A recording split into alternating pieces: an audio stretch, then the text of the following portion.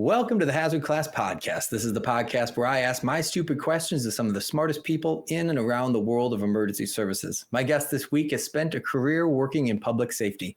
From his time as a police officer, an EMT, and a dispatcher, to even running multiple dispatch centers, he eventually found his way to the private sector, where he managed global strategy for public safety and emergency services for Apple.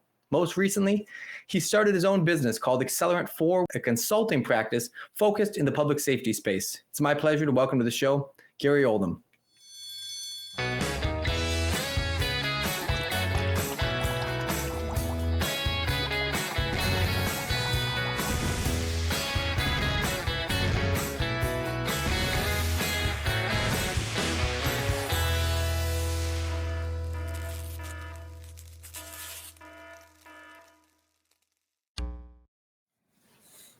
There he is. Gary, how are you doing, man? I'm great, Jake. How are you? It's great to be here. I'm very good. Yeah. Thanks for joining me. I'm excited to pick your brain, learn from a career in the space and see what I can scrape out of you.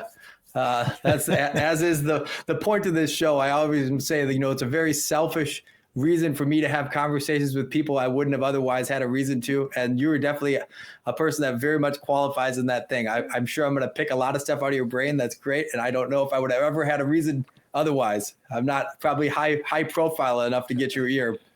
Oh, I don't know about that, but yeah, let's hit it. And I'm going to learn some things too. Okay. So let's go back to the very beginning here. And, how did you start out in the public safety space? You started out as a police officer.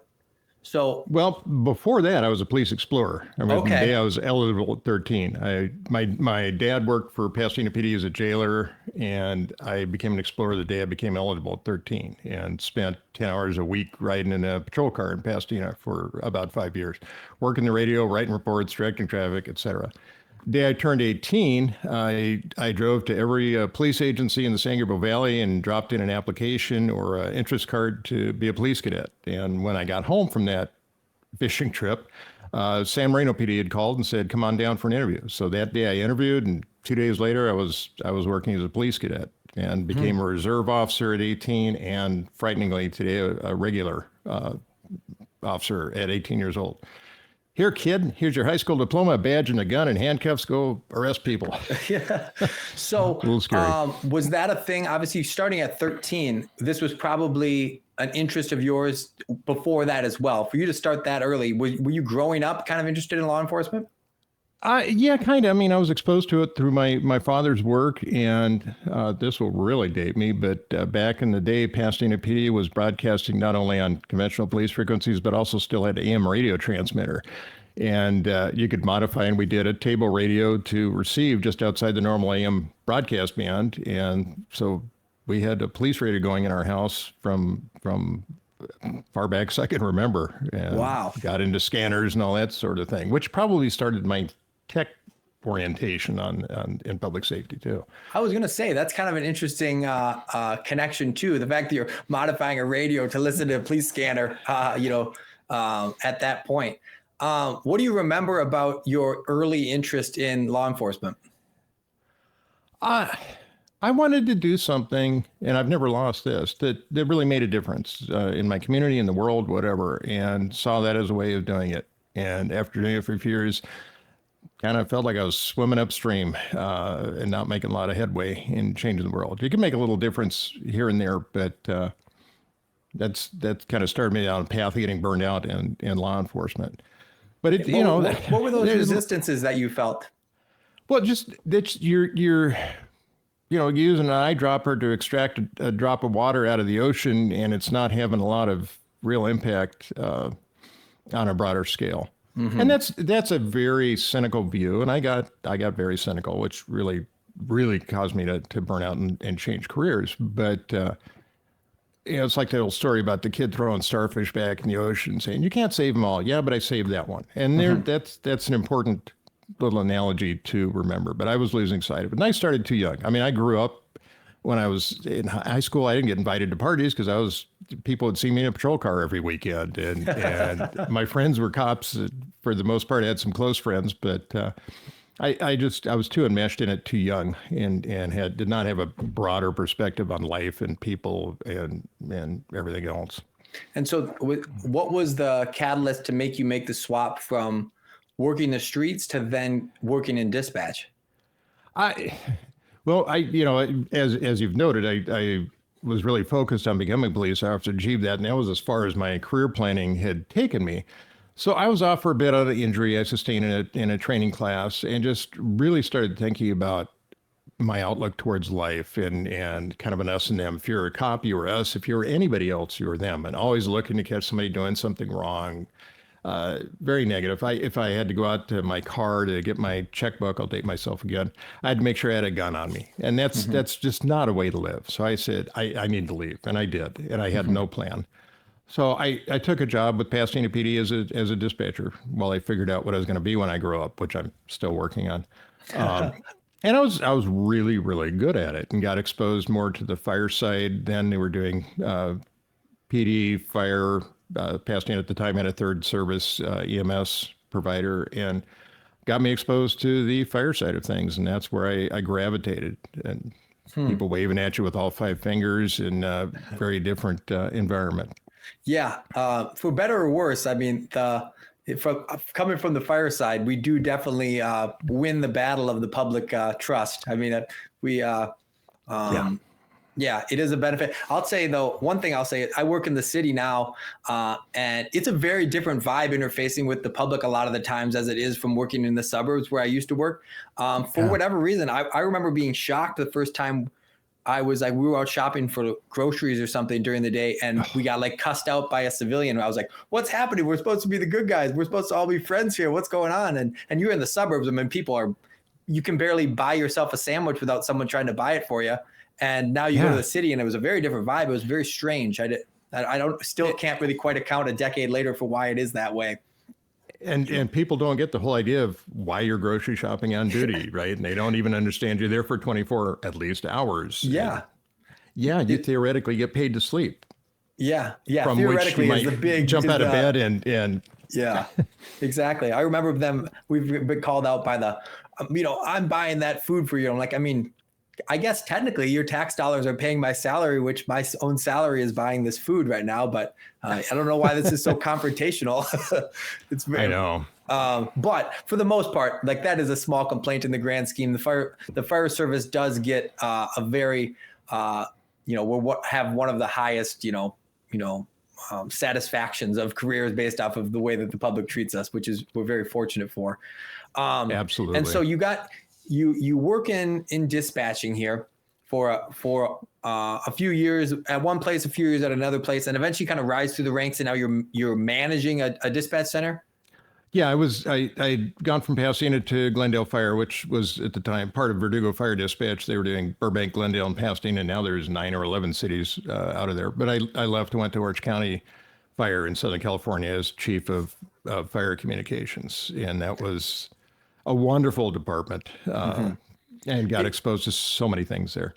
It seems like, so I've sat in the dispatch center, our dispatch center. I've seen what they do, and the work is overwhelming, to say the least. I couldn't do it. Coming from the fire side, when I walked and see what they do, I'm like, holy cow, I'm overwhelmed. That being said, there is there's some brokenness in the American dispatching system right now, especially in the EMS system in terms of pro QA and stuff like that.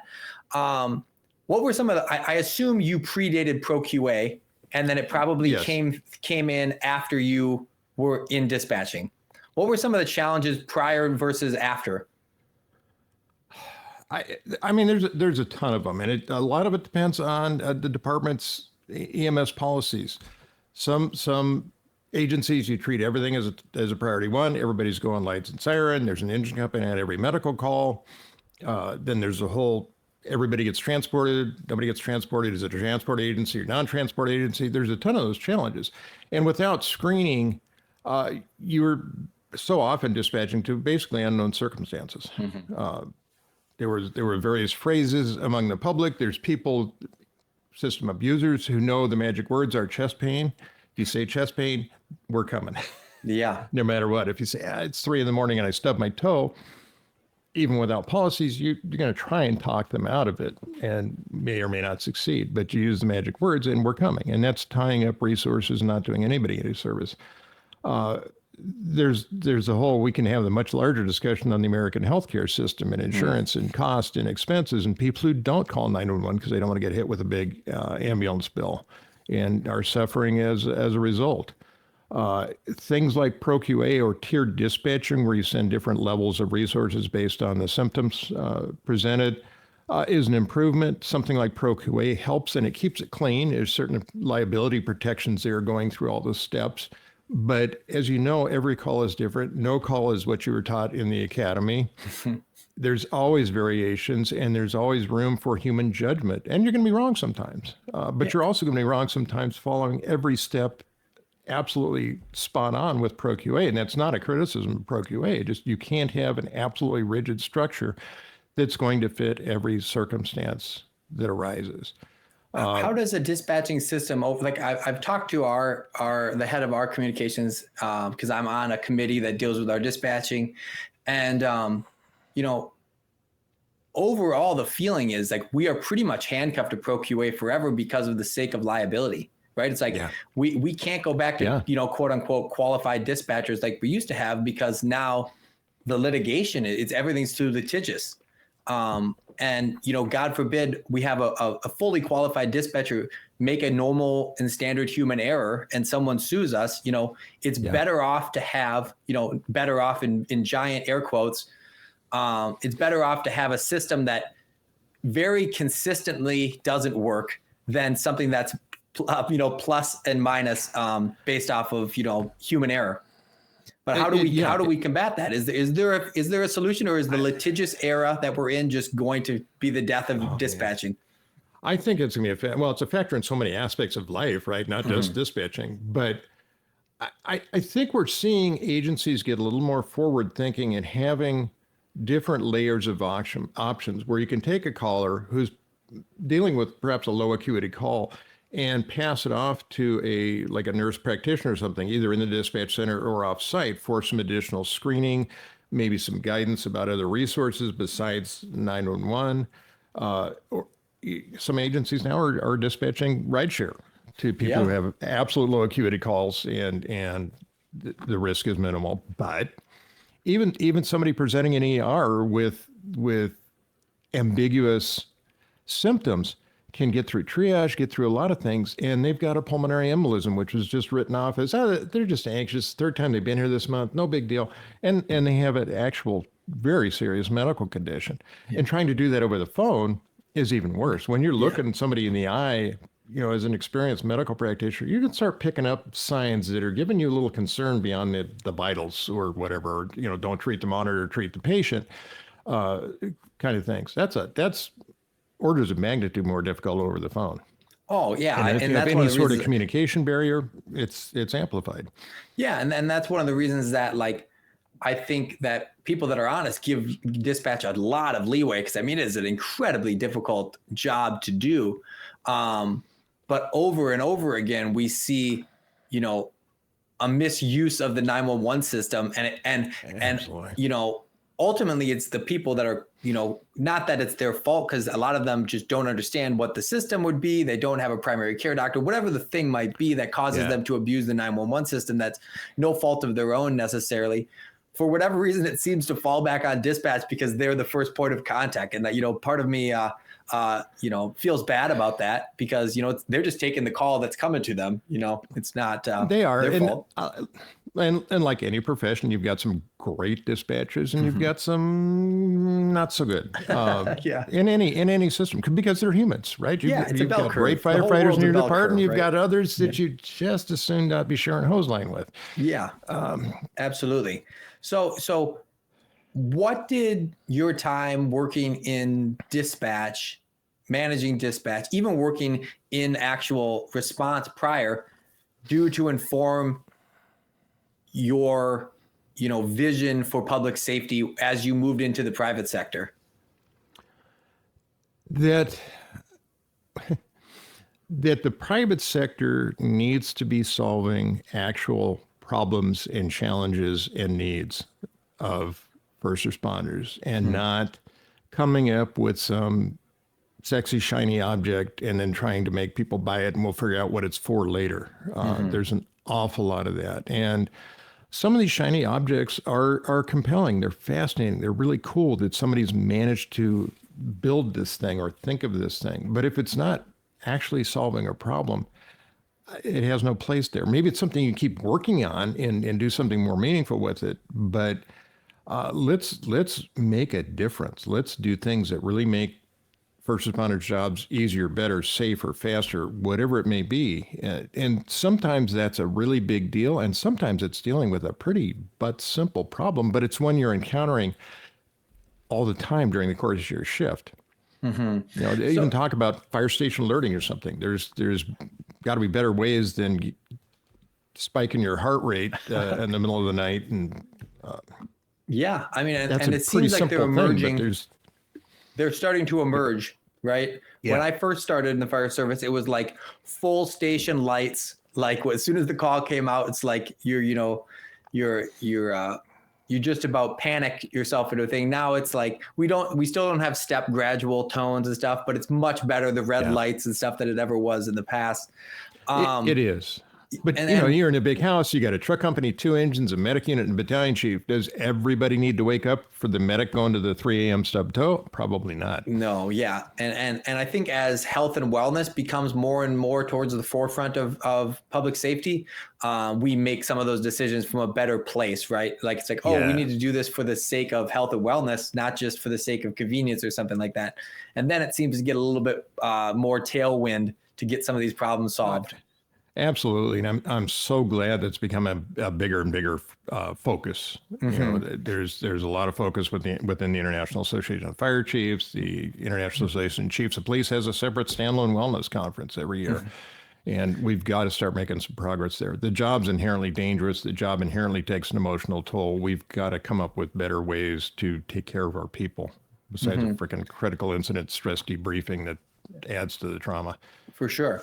And so now as you're coming towards your end stages of working in, municipal government, and you're going to go to the private sector, what's that decision like? What's it like to take that leap? It was scary. I mean, I grew up in that, in working in the public sector, and it was going to be very different. I'd like to think of myself as a good leader. I get good feedback from my troops. I tried to take care of my people. But I wanted to, it was almost a personal challenge. Can I transition that into the private sector and do it where there's not a paramilitary structure and a little more free form, and take that leadership to a different level and make a difference on a bigger scale? I mean, there's nothing like being hands-on at a scene and making a difference in the outcome. But it's that one scene. Can I do it on a bigger scale and make a bigger difference for a greater amount of people? If I'm doing something to help first responders, that's enabling them to do a better job taking care of their customers, their patients, their victims. And your first step into the private sector is with is it Verizon, a Verizon derivative? No, that was a couple of decades before I got to Verizon. Okay. My first step, and it was really useful for me. I got recruited away by actually some consultants who were working for the city of San Diego. At the time, the city of San Diego owned a nonprofit corporation called the San Diego Data Processing Corporation. Pretty interesting setting. The city had found that they couldn't properly do IT procurements through the city's procurement rules. They couldn't recruit and retain IT professionals with city pay structures and job descriptions. So they established this nonprofit corporation that was owned by the city. So I went to work there, and that was kind of a hybrid. We behaved a lot like we were in the private sector, but we were a city-owned entity. So I went there to be the project manager for acquiring separate but simultaneous computer-aided dispatch and mobile data systems for San Diego Police and Fire, and a new digital radio, or not digital, but 800 megahertz radio system. So I'd gotten unintentionally pretty good at managing projects. I did a lot of tech projects going back to Glendale Fire. So I was pretty well suited for this. And of course, having background both in police and fire, including in the dispatch environment, I had a pretty good perspective on things. So it was an interesting transition. I think it was probably easier than truly going into the traditional private sector right off the bat. But training wheels per se. It's like a little bit of a gray area. Almost. It's kind of a hybrid between the two. So how much? I assume once you're getting into a role like that, you're probably getting relatively deep into the technical weeds of the technologies and things like that. Like, did you already have a background, like understanding that stuff? Or were you kind of picking that up over the time, or were you just kind of jumping in head first and hoping you figure it out? It was, well, there's certain of the latter, but it was really an acquired skill over the years. I had a technical interest starting with, listening to police radio on an AM table radio. But at Glendale Fire, I was involved in our computer-aided dispatch acquisition there. Orange County Fire, I managed getting our first CAD system, moving from low-band VHF to an 800 megahertz trunk radio system, rebuilding the comm center. And I just had an interest in technology. I was always the tech guy. I mean, even when I was a cop, somehow I ended up being the tech guy. When there's an issue with the radio system, they'd ask me first before they'd call the vendor.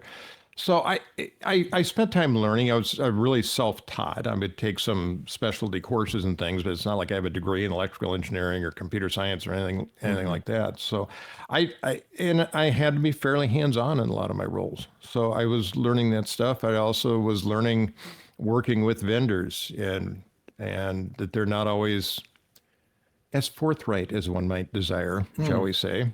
Yeah. Lying sacks of, very diplomatic way to say it. I assume at that point that you're also managing a team of true technical experts inside these fields too. So in terms of leadership, what's some advice you would give someone in terms of managing a team that has more expertise than yourself and doing it successfully?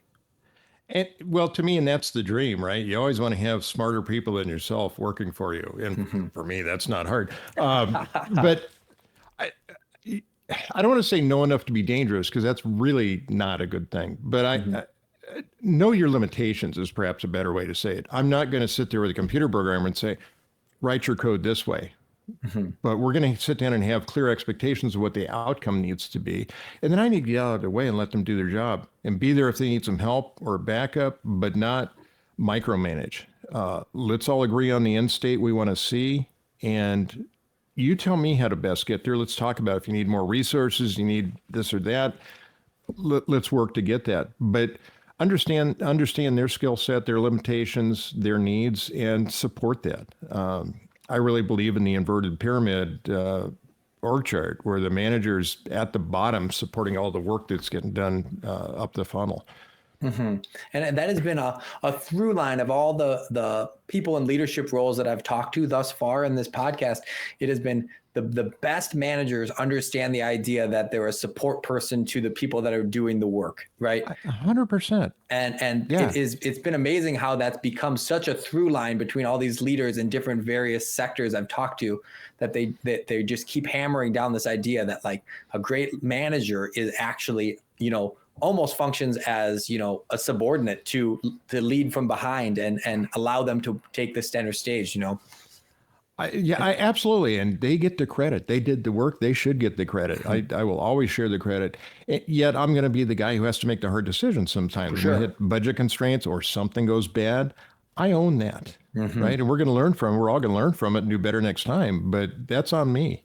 That's entirely on me. And so if I didn't see a problem arising and correct it midstream, then I've failed. So in that context, I guess, what is your job? If that makes any sense. What do you put on your shoulders most in a team like that?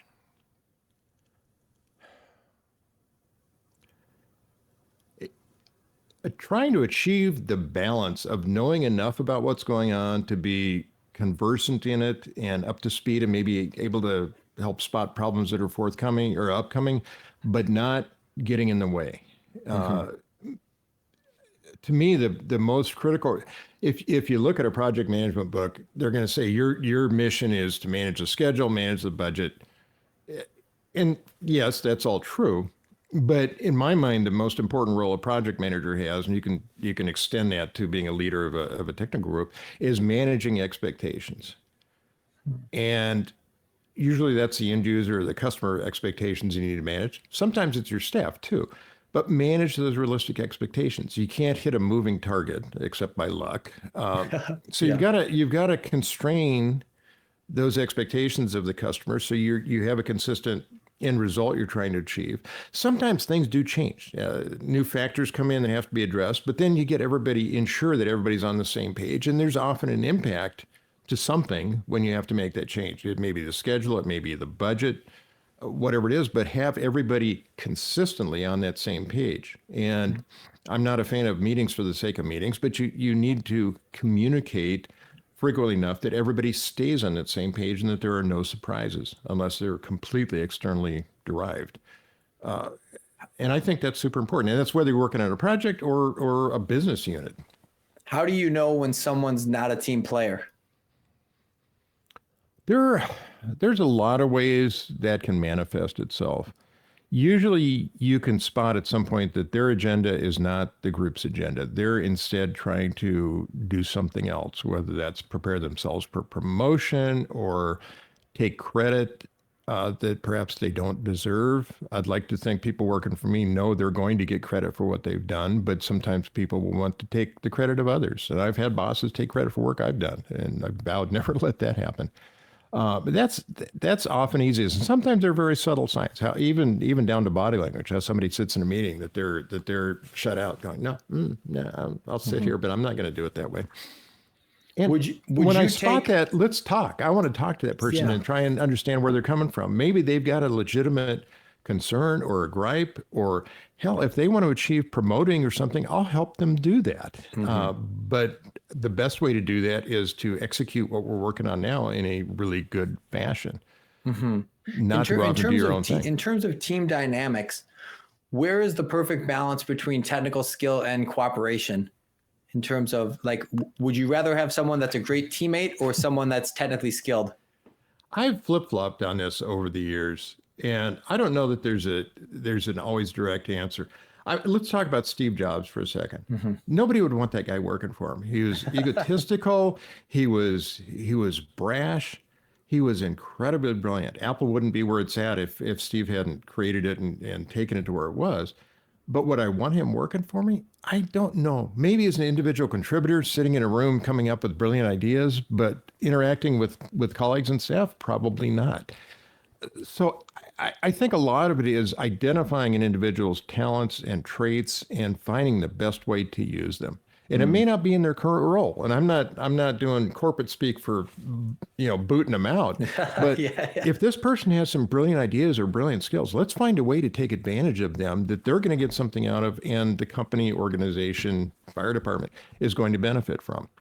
I've loved seeing departments create positions for people who display some real passion or skill for something, whatever it may be. It may be technology, maybe hazmat, it may be community paramedicine, whatever it is. There's not a program for that. But this guy or gal has some great ideas, some real skills, some real passion. Let's take advantage of that and make that work. So it's not automatically this person doesn't quite fit, so we need to get rid of them or counsel them. Let's see what the best thing we can do with those skills are. We still need to get whatever it is we're working on done. Maybe this person isn't a great fit for that, but by God, let's not discard them because they don't fit the mold we've created. Let's keep an open mind about that. And I mean, sometimes it's not the right fit. They don't belong in the department or the company or whatever it might be. But more often than not, I've been able to find a win-win for that person and the organization. And so now you keep progressing to keep pushing this storyline on. You progress, and then what comes next after that position? At that point, we put in our new computer-aided dispatch system, mobile data system, radio network, and so forth. I was then, once that was completed, I got moved into a new role there, managing what's called ARGIS, the Automated Regional Justice Information System. There was a data sharing network for all the local, state, and federal law enforcement agencies in San Diego County. And it was a joint powers authority, like in California government standards. Every member agency had a vote and contributed to the budget, and they contracted all the technical work to the San Diego Data Processing Corporation. And ARGIS, the Joint Powers Authority, had one employee, and she was located in our building, San Diego Data Processing Building, to be the liaison. between all the chiefs, the sheriff, and our company. And she was having some real issues with my predecessor, not listening, wanting to do things a certain way that was not in concert with where the organization wanted to go and end up, and pushing back. I'll date myself again, moving from a mainframe platform to a client server platform, which is almost as antiquated sounding today. And she said to the head of same data processing, get rid of this guy or I'm pulling us out and we're going to contract elsewhere. So I got thrown in there to fix things. And I did. I listened. The customer was right about what she wanted as the representative of all the chiefs. And we made some major technical changes in our whole approach to doing that. And unfortunately, I had to lay a few people off. We didn't need as many bodies for this new model. That was the first time I'd laid anybody off. And that was one of the toughest things I'd had to do. I don't mind firing somebody because by the time it gets to that, they've had all the opportunity in the world to fix things. But a layoff through no fault of no one was horrific. That was my next move. Yeah, it was. And from there, I ended up getting recruited by a real private sector company, right? Not a hybrid. In fact, it was our computer aided dispatch vendor, PRC Public Sector, who's now a part of Northrop Grumman. And I ran the West Coast operations for that company. And at the time, they were the largest and most successful CAD and records company out there. Had almost all the big cities and counties across the country, and that was a true move into the private sector. They were working in computer aided dispatch. Is that what you're saying? Mm-hmm. Okay. And so you were managing the infrastructure of the computer aided dispatch, or what was your role there? Here, I mean, they were sellers, purveyors of computer aided dispatch and records management system, right? So we're responding to RFPs, creating the CAD system for the agencies. Mm-hmm. PRC was known for making super customized CAD systems that met an agency's specific needs, and probably to a fault, where there was a lot of version control issues with our software because every customer was fairly significantly different, but it was also doing things other systems weren't doing. Things like cross-manning. If a station had a structure engine and a wildland engine, but only one crew, right? You get a brush fire, you send the wildland engine, but now that structure engine's out of service, which isn't super simple to do in computer coding, right? If A gets dispatched, B goes out of is no longer available for dispatch. Yeah, that's the way that my department functions. We have cross-staffed apparatus, so yeah, most maybe people your do work today. At one point has got its way up to Minnesota. Who knows? Maybe, but to be clear, I was not the guy writing that code, or it still wouldn't be happening. But but then again, if we're responding to an RFP with a requirement like that, we've got to really sit down and talk. I got to talk with the technical people. Can we do this? How do we do this? What are the ramifications of doing it? Things like move ups, automating move ups. If you start vacating these stations and you move, how do you select the right apparatus to move, and where do you put them in that vacated section of the jurisdiction? So that infrastructure we were responding to RFPs, writing proposals, did a lot of proposal writing, and then being the overseer of the project management of delivering that system. So that infrastructure in terms of how the dispatching works and who comes up next in the line and some of those technical issues actually comes from the private sector, and then it's just facilitated by the dispatcher, like in terms of the dispatching center, like the capabilities. That should be presented to the dispatcher.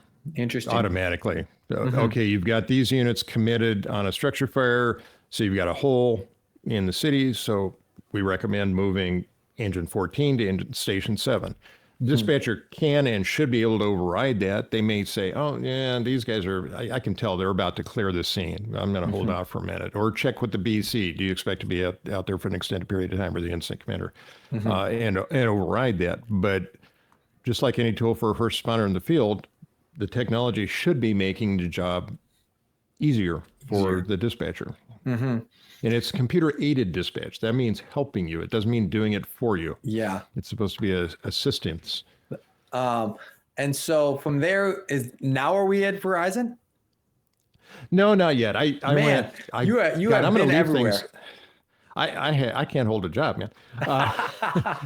I went from PRC, I got promoted and transferred to the corporate headquarters in Virginia at PRC.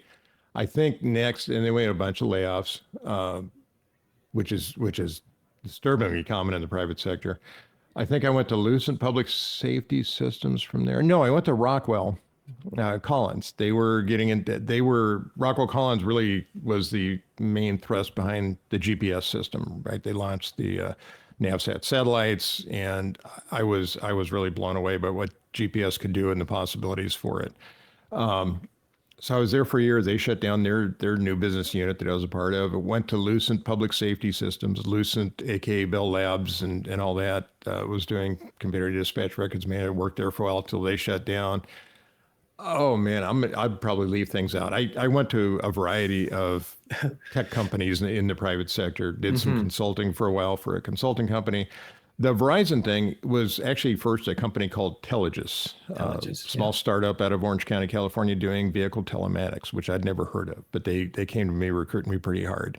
And what telematics would do is it's a device that goes into any vehicle and monitors speed and braking and certain things. Telligis had worked with Ford Motor Company as kind of an OEM equipment provider, both for the commercial trucks, but also wanted to do it for law enforcement specifically. And something most people don't realize is the majority of law enforcement line of duty deaths are from traffic collisions, traffic incidents, not getting shot, not getting stabbed.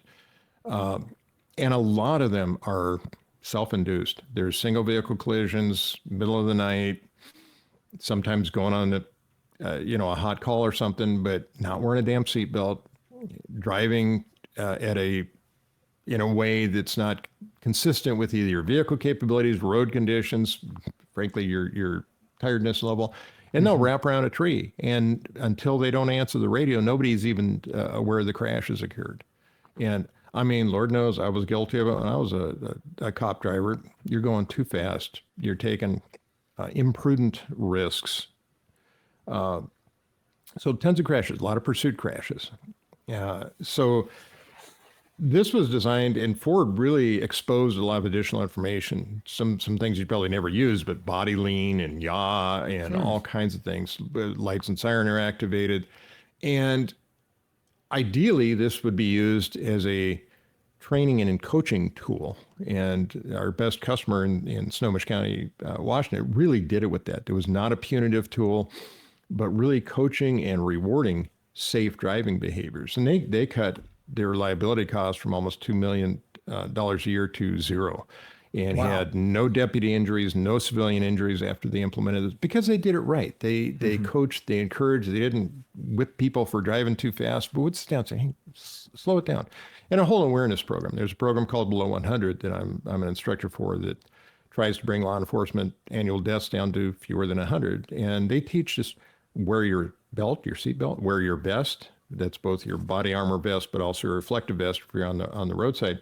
Watch your speed, pay attention to what's important now, and remember complacency kills. Really simple things, but if you embrace them, you can be a safer driver. So the sheriff's office did that training. They brought in spouses and trained them so you could encourage their husband or wife to do those things at work. And it made a huge difference. And that's the kind of results I was hoping to get. I didn't want this out there so you could start writing people up for, going 45 in a 40 mile an hour zone. That's not the point. But it's the point to get everybody home safe at the end of the shift. And that company was acquired by Verizon. And then they laid people off. Yeah, of course. Sounds like. That's the big downside to the private sector. It's interesting that, because I used to work for T-Mobile. But prior to being in the fire service, and then I worked in T-Mobile marketing and stuff, but we had a device that was probably very similar to that we called the sync up drive, and it would plug into the sensor, and then you could get all that feedback data and link it to your insurance company and stuff. It sounds very similar to that. Probably was a copycat of that in some way, shape, or form. There's a lot of telematic solutions out there, and they all basically start out with a plug into the OBD2 port. What was great here is Ford exposed more information than just natively, I guess, comes out on that OBD2 port. Interesting. And you were saying that they even had the ability to see where someone was sitting in the seat in terms of like their lean and yaw and stuff like that? Or not the occupant, but the body of the car. Oh, copy. I was like, man, they got sensors I didn't even know about. Yeah, when they're cornering and so forth, you could see how hard they're cornering. But you could tell if the seatbelt was in use and things in that nature. Cops so often get taught by anecdotes that, oh my God, if you're wearing your seatbelt, the ninjas are going to jump out of the bushes and ambush you, and you're going to die. Yeah. And in reality, that has never happened. I mean, there's been assassination. Somebody walked up to a cop in his car on a stoplight and shot them. But seatbelt doesn't make any difference whatsoever in that scenario. In fact, there's a large Midwestern police department that when they upfit their cars, put the decals on, the radios, the lights, all that stuff, they clip in the driver's seatbelt and then cut the actual seatbelt. So the clip is in the receptacle, so it doesn't go ding, ding, ding. Oh my goodness! But there is no seatbelt in that patrol car. Wow, that feels like a liability and a half to not even give someone the option. That's insane. Yeah, it is. And so, what other projects are you working on through that? Were you working mostly on that system while you were with them? Yeah, that's all I did. I was the business development manager for. I mean, that was our only product at Strategist was telematics. We had a little more specific law enforcement version, but that was it. And started with some fire departments who had a lot of interest too. And so from there, you finally make the leap to Apple, I think. Yeah. We're up to speed here. I finally got my timelines right. I just skipped a decade or whatever. It's a long career. Yeah, I got laid off by Verizon, got a nice package. They were really good about it. A lot of us got laid off with that acquisition, which is pretty normal. And so I was being real picky on my next move and looking. And I'm not a big Facebook guy. I'm a pretty big social media guy, but not big on Facebook. I opened up Facebook one day, and the top thing on my timeline is from a guy I'd known who worked at Apple and said, we're looking for a industry development, what were we called then? Worldwide industry lead for public safety at Apple. And I'm going, that sounds interesting. So I tossed my hat in the ring. He gave me an employee referral, and 13 interviews later and competing against 36,000 other people for this job. Whoa. Somehow they hired me, and I was not an Apple fanboy before time. I had some admiration for the company, but I was not one of these Apple is everything folks. But so I did a lot of studying. My wife, on the other hand, has been an Apple fangirl for a long time. So I did studying. I read some books on Apple and about Steve Jobs, even though he'd long passed at that point, and felt I needed to be up to speed. And I had phone interviews up the wazoo, talking to people, including people who would become my peers. And when I finally got flown to Cupertino for an on-site interview and walked into one of the hundreds of generic office buildings that Apple leases in the area, it was eerie. It felt like he was still walking the halls. The culture that I'd read about in his time was still intact at that time, 7 years after his passing. I went, wow, there's something really special about a company that has such a unique culture that is still intact after the lifeblood and founder of the company is long gone. So what does an Apple interview look like? What's unique about it? One thing is there's so damn many of them. Yeah, no kidding. But at the same time, it was really good for them to get the perspectives on all these different people who had their own questions, who had their own things that were important to them. I got a little insight. One of the people that I was a colleague with had also come from Strategist. He departed before I did and before I think the Verizon acquisition, but I had some long conversations with him.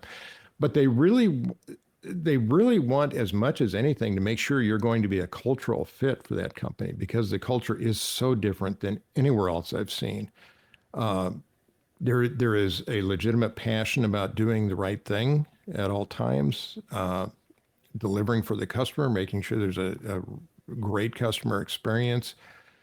Being this, as it turns out, wasn't always, unfortunately, experienced through life, but having the passion to stand up for and argue your point and take an opposite view. If we're having in a meeting or working on a project going down a certain path, if you think something needs to be done differently, you have an obligation to speak up and argue your position. I mean, ultimately, yeah, you need to go along with the program, but people want to hear opposing viewpoints, and it's really healthy, really healthy. Interesting. What else, if anything else, do you remember early on about that culture that you found to be unique? Man, what I had, part of my deal for all the people doing these worldwide industry lead jobs, we're all representing a particular discipline. We have people from hospitality, retail, insurance, healthcare, and all of them came from that background. And I had a probably unique advantage of having the police, the fire, the EMS, and the 911 center background. But when I got hired, I was expected to be in Cupertino full time, right? And I still lived in Texas. I ended up renting a room in a family's house there, but I was on the road almost constantly for my first couple of years pre-COVID there. But my starting several weeks was all training, new hire training, how to use a Mac proficiently. I mean, all kinds of things, but it was really intense. And you're with a bunch of people from disparate backgrounds and just getting the same message, customer focus, being empowered to make a lot of decisions, always doing the right thing, always being super ethical. I mean, you always get ethics training in any company, and that's usually the only thing you ever see about ethics because they're not necessarily lived, but it's absolutely lived at Apple. Details matter. The smallest details. Steve was famous about, counting pixels on the dot of an I on fonts and the shade of yellow of this or that. But all that attention to detail, look at packaging on an Apple product. And I mean, it's timed how long it takes to open the box with your iPhone in it and just having an immaculate experience start to finish. And that is obvious maybe for a consumer. It's not necessarily as obvious in the enterprise space or the public safety space, but I did extend that same level of attention to detail and customer experience into my public safety customers. And I had free reign really to run my business. I had no employees working for me. None of us did. But so I was kind of a guide, and I had to use other skills to get people to do things, right? Not because I couldn't tell them to as their boss. There's a lot of constraints at Apple you don't see at most companies. For instance, every other company I'd worked for, they would love the idea of me going and speaking at International Association of Fire Chiefs Conference or ICP. Nobody at Apple speaks publicly, except a handful of people you've seen on TV or new product announcements. Because, and there's a good reason for it, some dipstick named Gary Oldham that nobody's ever heard of answers a question to the audience saying, yeah, I think Apple might do that. That casual comment is going to be in the press, and it could affect stock prices because Apple is such a scrutinized and closely watched company. So while I understood the reasoning behind it, I felt like that was handcuffing me in how I get the word out about our products. We had basically 0% market share in public safety when I started. So I had to completely rethink how I would approach this market and bring me to those early meetings, right? They say, Gary, essentially build us a public safety sector, right? Because they didn't have one. Yeah. And so what is step one of doing that? Step one in doing that for me was visiting some of the few customers we had, or at least that we knew about. Right. And one of the challenges at Apple, and probably competitors too, is people didn't, our enterprise customers, our public safety customers didn't buy from us. Right. In fact, we made it pretty hard. They would buy through a carrier or CDWG or Insight or something. So we didn't have great numbers on our sales. We couldn't track them as much as we could if we were selling them direct to the customers. But I'd seen some things about agencies that were using iPhones. So Redlands PD in Southern California was one of them. So I called them up and said, hey, Gary Oldham from Apple. I'm now running the public safety business. Love to come talk to you about how you're using your devices. So I flew down to Southern Cal and spent a better part of a day with Redlands PD and started learning about creative uses. And Apple doesn't make a lot of software. They make the operating system and they do Pages and Keynote and numbers, but they don't make specific user type software. So it's all third parties doing that. And a lot of people are doing really creative things with native capabilities of an iPhone that it, black label, if you will, finding new uses for them. So I started learning about that and just talking to a few customers, gave me some great ideas, started exploring the world of apps that were available for public safety.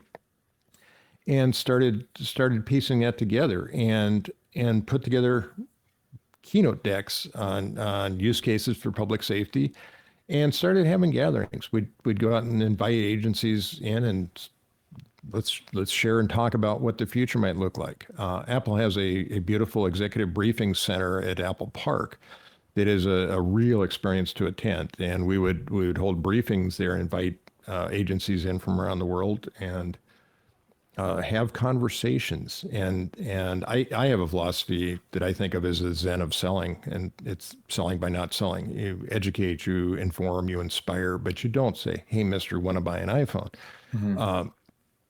And started building those things and collaborating with agencies who had ideas of things they wanted to do. I ended up hosting a couple of global police summits at Apple Park, where I invited customer agencies from around the world to come together for 2 and ultimately 3 days to share their own success stories and their innovations, and started getting others excited. In Germany, the Hamburg police are taking fingerprints, either latent prints left at a crime scene or live scan prints from a finger using the native iPhone camera, and identifying suspects or dissidents within minutes instead of days or weeks. Things like that, and getting people excited. Australia, New Zealand police are doing some awesome things. And then asking customers what they needed from us. One of the common themes, we need ruggedized iPads or iPhones. And that was a non-starter. When you're making billions of devices, they're not going to go down the path of making some that are now ruggedized. I say that, now we have the Ultra Watch, so who knows, but that was a non-starter. But things like, hey, we've got around the world, police agencies typically use off-the-lot type consumer vehicles rather than purpose-built police cars like we do here that are derivatives of the Crown Vic or whatever. So they're saying, we have CarPlay in all our cars. We'd love to take advantage of that. So I had to drag people in from the CarPlay team to come here directly from the customers. I could scream from mountaintops, but it's going to have less gravitas than hearing it from a customer. So I had a room full of police executives from around the world saying, we'd really love to have CarPlay. Give us hands-free communication, give us a much better screen that we don't have to look at a phone. We can just dip our eyes to the infotainment screen and look at a map for navigation or whatever. And they started being open to that. And then I would liaise with them, work on it, and get that opened up to third-party developers who are building dispatch-type apps or situational awareness apps, and start getting that integrated into CarPlay. And now it's a tremendous success. The Western Australia Police have embraced that, and it's been a great tool for them. And now we're seeing it come to the United States. But why not take advantage of that big screen you've already got in your vehicle and the ability to say, hey, Jethro, we said Jethro instead of SARI, so we don't have a room full of iPhones responding. But hey, Jethro, show me at scene or show me en route, and keep your eyes on the road, heads up instead of messing with buttons on a 1990s laptop. And just getting people to think about possibilities. Envision a future where it works like this. An aspirational future that's a stretch, but something they can see being achievable. It drives me nuts to see a 1990s Windows laptop in a fire engine or an ambulance or police car. Public safety pioneered mobility in the 80s with mobile data terminals, dumb terminals. And that was great. Phoenix Fire was even building pre-plans using ASCII characters on that little screen. In the 90s, we went to laptops. You could have SOPs on there. You could have mapping. It was a great improvement. And it's 2025. We can do better than a damn laptop in a car. So one thing that you probably encountered, I'm trying to think about what the timelines would be, but I remember at one point, I can't remember what the global event was, but there was a ton of scrutiny on Apple based off the idea that they refused to unlock someone's phone in terms of an investigation. Were you at the company at that point? I would imagine you were probably involved in that. You were not. No, I was not. I followed it really closely, and I just lost visual. Did you lose me? For a moment, yeah, screen went black. I was not, but I was following it closely because privacy is really important to me. I wasn't, but it had come up. It continues to come up. In fact, Apple has a class called What Makes Apple Apple that's really a part of building that culture. And that's a case study in that class. And Worth noting is the guy from the FBI who initiated the lawsuit against Apple to disclose that information is now completely on board and agreeing with Apple's position on that. Opening a back door for anybody opens that back door potentially for everybody. Mm-hmm. There were also some technical errors made by the FBI early on in that investigation that precluded Apple doing a lot of things. But I love Apple's stance on privacy. Your data is your data. The competition, Android, to drop a name, you are their product and your data is their product, and they're going to extract as much of that from you as humanly possible. Apple can't see and doesn't want to see your data. Things are encrypted at rest, they're encrypted during transit, and Apple can't. There's some things they can't get, and they will absolutely respond to any court order or subpoena and provide whatever they are able to, but that's a very, very minimal amount of information. Yeah, and then opening a back door means any bad actor could get in there. For sure. Yeah, and I agree with that. I mean, the reality is, like, what is meant for good could definitely be used probably much more often for bad, right? Yeah, absolutely. Absolutely. So what was the progress you made while you were with Apple? Like, if you think about the years you were there, how did you leave it versus how did you find it? I found it in terms of public safety market being nearly non-existent. There were a few people who just organically picked up iPhones. So we had basically a 0% market share. When I left 6 years later, I left them with 70% market share around the world. Wow. I was pretty happy with that. And so well in over $1 billion terms of worth product of business. usage, in terms of product usage, we're talking, iPhones, iPads, Apple Watches, or what, or they're more specific. You're thinking of like the laptops and the desktops, and was there a specific product sector that you were looking at more than others? Yeah, I was primarily focused on mobility. Okay. Things you can use in the field, out of the station, whether it's police station, fire station, or EMS post. So phones, iPads, watches. Having said that, we ended up doing some other things. A lot of agencies embraced Apple TV as a great way to, put presentations, training, whatever up on the screen. Some agencies have really embraced Macs. It's honestly a better and over time much more cost-effective thing than a commodity Windows laptop. But my mission was mobility. Mm-hmm. And so, in retrospect of the time you spent there, what were some of the things you were most proud of accomplishing? One of the real hallmarks for me, there's a lot of things. I had the opportunity to get involved with things like satellite, emergency SOS by satellite and crash detection and things like that. They're pretty damn cool technology. So that was really enjoyable. I like the fact that so many public safety agencies all around the world are doing their jobs better, more efficiently, more safely because of their intelligent deployment of Apple products. One of the real hallmarks for me that felt like I've built a relationship with the public safety community I really set out to build. The Global Police Summits were one that was a great success, and those guys still talk to each other and network and share ideas, and that's had a lasting effect. But I was invited to a firefighter tracking summit in Orange County, California, in 2024. There's still a huge challenge, of seeing where people are on the fire ground. Bad enough in a structure fire can be orders of magnitude worse than a wildland fire, where you're dealing with hundreds of thousands of acres and firefighters from federal, state, and local, many states, and trying to keep track of them. And the Yarnell fatalities might have been mitigated had we had an exact position on them when they got into trouble and just ordered a water drop right now to these coordinates. So firefighter tracking is a big deal. California is really working on it hard. They invited me to this summit. I showed up and there were a number of vendors there. No need to drop names, but household name companies there.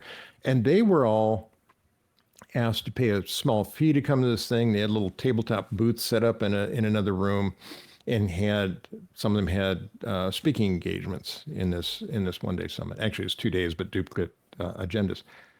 And a number of folks from the fire service also spoke, and all but one of them, it was probably 10 speakers, all but one of them mentioned Apple as an integral part of what technology they were deploying and working to solve, and that this stuff needs to integrate with. And I realized I was the only vendor there not asked to pay not asked to have a booth because I and Apple were perceived as partners and not a vendor. Wow. And to me, I said, we've made it. That's how I want to be looked at, because we really, really do want to partner with our customers, not just sell a commodity product. Mm-hmm. And from 0% to there is a pretty big swing, right? Yeah. I mean, when I joined Apple and told colleagues, private sector or in public safety, I'm joining Apple to head up their public safety business, they looked at me like I was crazy. What the hell can Apple do for public safety? Yeah. Well, all those folks aren't asking that question anymore because they see how integral Apple's product line is. Whether it's tablet command in an engine company cab, a patient care report in the back of an ambulance, or LAPD doing police reports on an iPhone instead of a laptop in the car or back at the station. Wow. And so with all that success, why walk away? There were some changes coming at Apple. We got shifted around. Most of my career there, I worked for a vice president or a senior vice president who reported directly to Tim Cook. And I was given complete latitude to do what I thought needed to be done.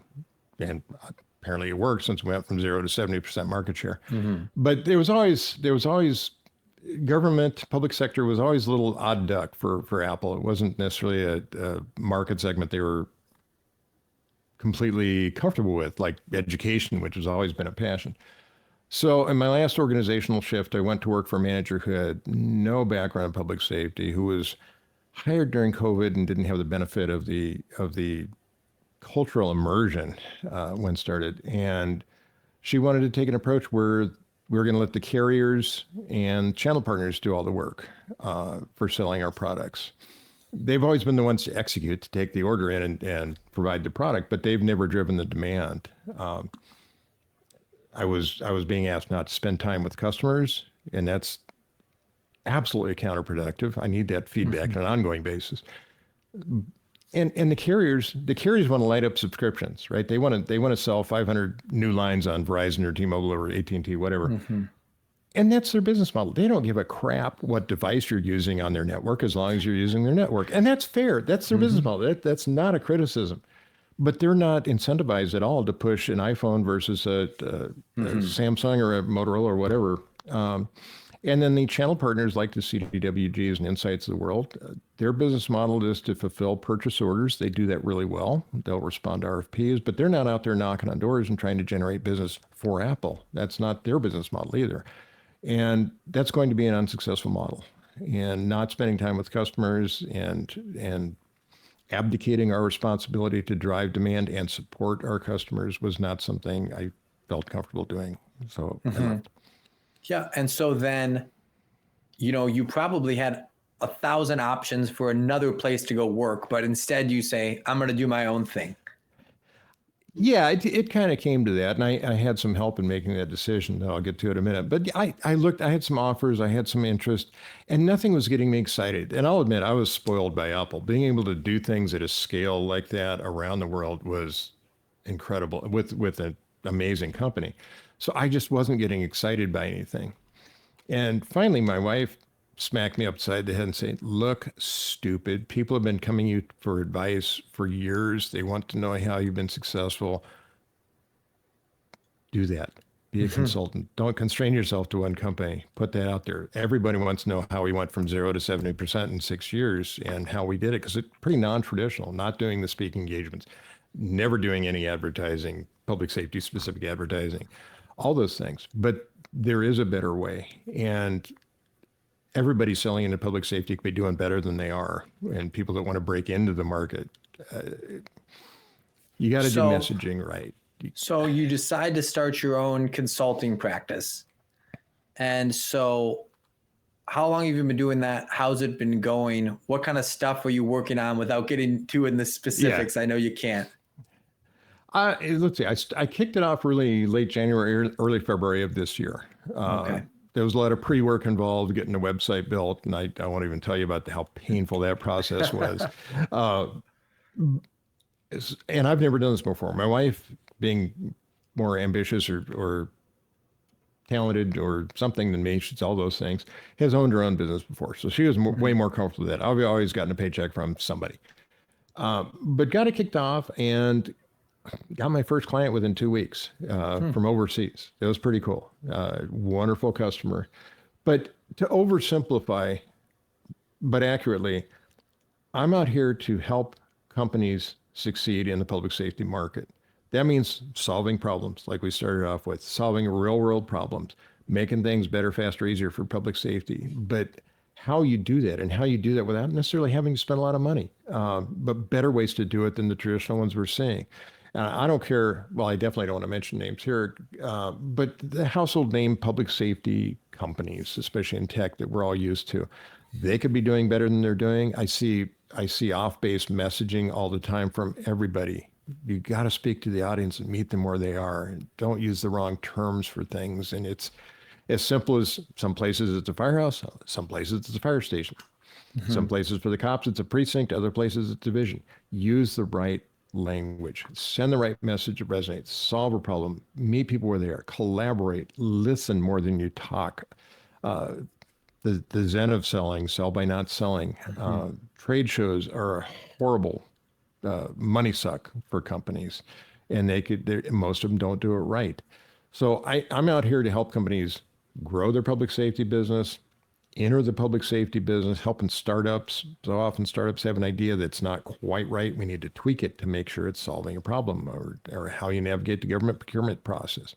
I'll help agencies embrace technology. Too often, you've probably seen this, where the troops, the people who are going to use something, whether it's a new nozzle or anything else, aren't engaged in the process of choosing that thing, right?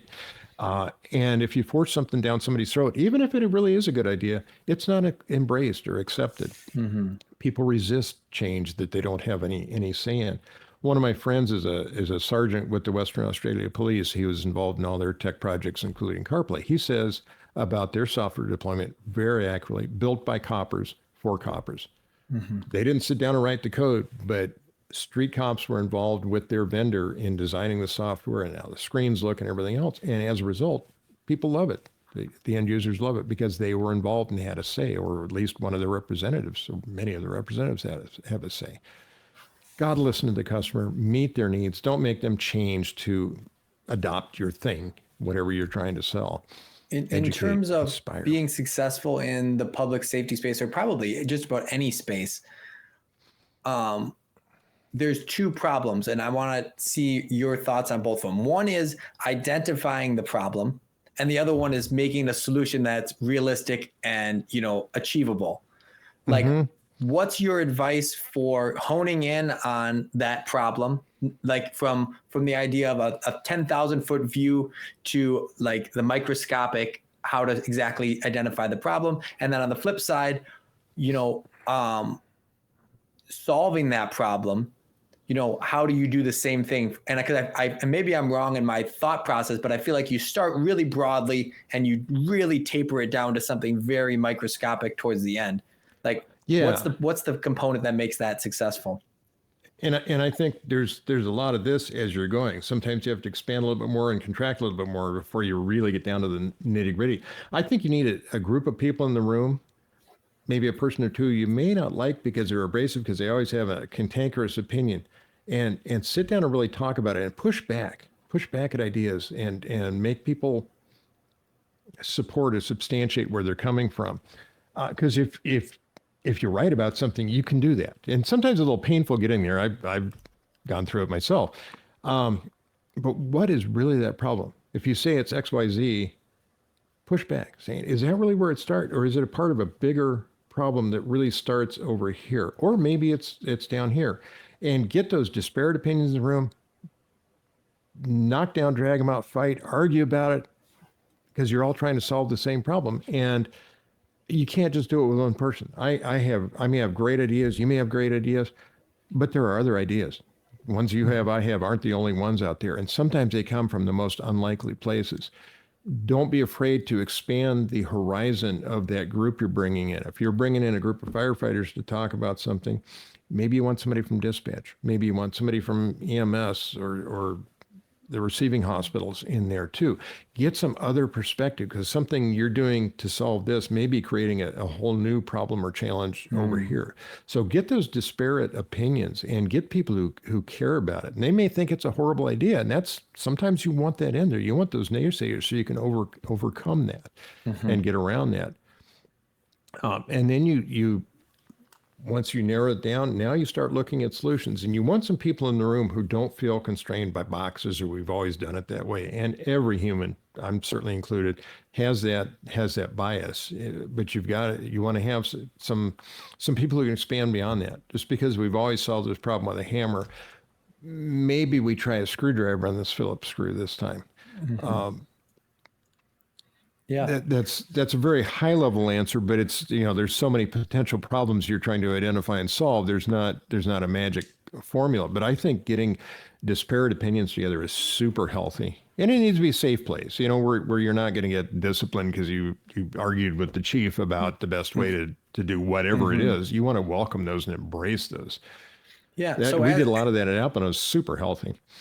So as we kind of start to look to wrap up here, I want to get your expert view into the future of public safety technologies, right? How do you see AI interfacing and new emerging technologies changing the landscape of public safety? I think we're going to see a lot more semi-autonomous systems. Some agencies would call it robotics, which includes drones and so forth. But I think we're going to see a lot more of that, sending in whether it's a quadruped drone or a tracked drone into extremely hazardous conditions, whether it's advancing a hose line or with sensors to do that crap you do that I don't want any part of, that hazmat stuff. To drones that are doing not only visual surveillance and sensors for gases or smoke odor, but also I came from Red Sky Week in San Francisco a couple of weeks ago, where there's a lot of new tech on display, and seeing some larger, heavier payload drones actually doing some suppression action on an incipient wildfire, right? Carrying enough water with Class A foam on there to not often extinguish, but maybe you could slow down the head of that fire at its incipient stages and just keep it from getting too large before ground and conventional air resources get there. Drone as a first responder has really become maybe not even novel anymore, but flying drones on high priority calls, police or fire, to get some eyes on the scene, doing a 360 on a structure fire before the IC gets there. I'm also a big proponent of chief's aids. Let somebody else drive, and the responding incident commander can be looking at some of that decision support material coming in. I think that's going to be a big part of it. AI in the ways we often think of it, like a ChatGPT type thing. I use it every day. I also have a data center threatening to move into my neighborhood, which is a whole nother subject.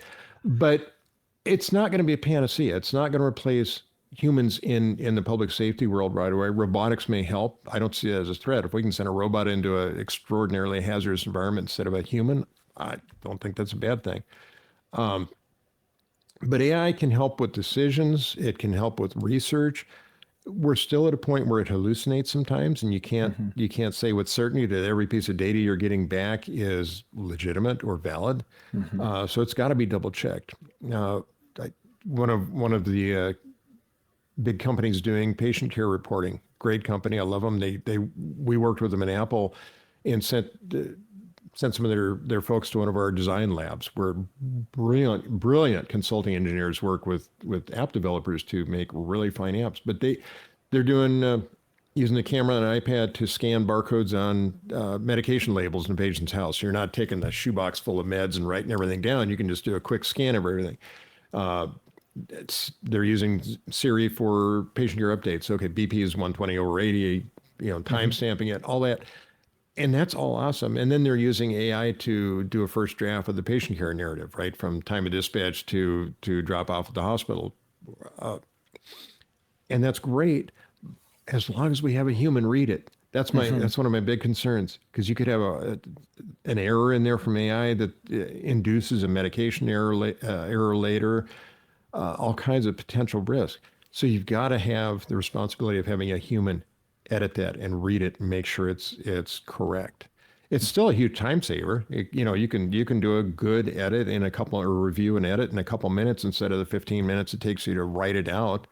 Mm-hmm. But we're humans, we're lazy. And if we have a great experience, the last 10 reports have been perfect, I haven't had to do anything to them, this one's probably good too. Yeah. That's where we get into trouble. Same thing with police reports. You start having AI help you write a search warrant application, and oops, it has the wrong address on there, and you serve a warrant at the wrong house. There's huge risks if we don't continue to interact with it. We can't completely abdicate our responsibility to let AI take over. Maybe a different story in 5 years. It may be perfect, or the bubble may burst and we won't even be talking about AI in 5 years. I don't know. That's been the most recent discussion I've heard, has been this AI bubble that's due to pop. So I'm interested to know what that looks like. I know that it's definitely changed the landscape of the internet in terms of, I know we're going to be coming to the precipice of not being able to trust anything you can see online anymore, right? Because you can have a video or audio or text of anything, right? And who knows what's true anymore. It's scary. Yeah, we've had a large segment of the population having trouble discerning truth from fiction as it is for a while now. But yeah, so I don't know if I want to say guardedly optimistic about AI. I'm following it closely. Like I said, I use it every day. I start doing a traditional internet search. I go, wait, I can get a better result if I ask a specific question in ChatGPT, and I do. But I also check my work, or check its work. Yeah. And now with the newest AI model in GPT, they usually will cite their sources, which is a lot nicer than how it used to be, where you kind of take its word for it. Well, and I got into the practice of saying cite sources, and it did that to its credit. But now it's built in, and that's much better. But I do look. And you have to. Well, Gary, I appreciate your time, man. It's been great. I'm going through your career, learning from the things that you've done. I appreciate it. I certainly was able to pull a lot away from it. And I hope the conversation was as enjoyable for you as it was for me. But I appreciate your time. Do you have any links or anything that you'd want to send people to check out the work you're doing now with Accelerant 4? I'd encourage people to visit my website at accelerant4.com, and 4 is the number 4 rather than written out. And if you didn't hear enough about my career, some of that's on there too. But I'm here to help agencies succeed with technology, and companies, whether established or startups.